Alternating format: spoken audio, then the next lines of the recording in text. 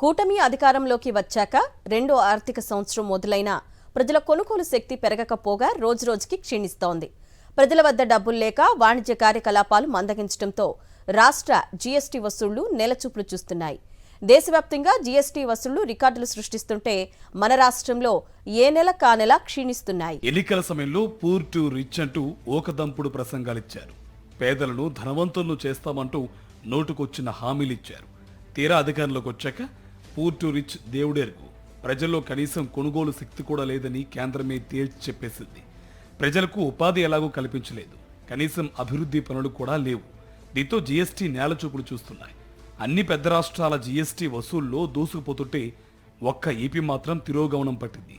2024-25 ఆర్థిక సంవత్సరం మే నెలలో 3,890 కోట్లుగా ఉన్న జీఎస్టీ వసూళ్లు ఈ ఏడాది మే నెలలో 2.23% తగ్గి 3,803 కోట్లకు పరిమితమైంది.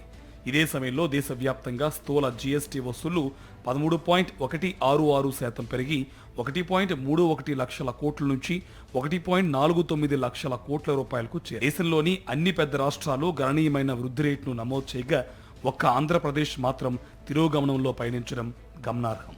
దక్షిణాది రాష్ట్రాలైన కేరళ, తమిళనాడు, కర్ణాటక అయితే ఏకంగా 20% పైగా వృద్ధిని నమోదు చేశాయి.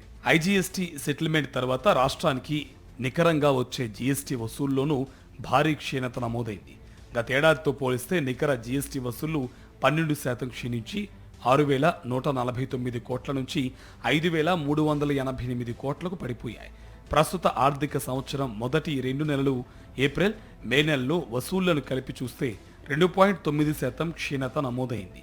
గతేడాది మొదటి 2 నెలలు జీఎస్టీ ఆదాయంతో పోలిస్తే ఈ ఏడాది 2.9% తగ్గి 8,490 కోట్ల రూపాయలకు పరిమితమైనట్టు కేంద్ర ఆర్థిక శాఖ వెల్లడించింది. చివరకు బీహార్ వంటి వెనకబడిన రాష్ట్రం కంటే ఆంధ్రప్రదేశ్ జీఎస్టీ వసూళ్లు క్షీణిస్తుండడం కలవరపాటు గురి చేస్తుంది. సంక్షేమ పథకాలు ఆపేయడం, ఎటువంటి అభివృద్ధి పనులు చేపట్టకుండా కేవలం కబుర్లతో కాలక్షేపం చేయడం, పంటలకు గిట్టుబాటు ధరలు లేక రైతులు తీవ్రంగా నష్టపోవడం వంటి అనేక కారణాలు రాష్ట్రంలో వాణిజ్య కార్యకలాపాలు మందగించడానికి ప్రధాన కారణంగా ఆర్థిక నిపుణులు పేర్కొంటున్నారు.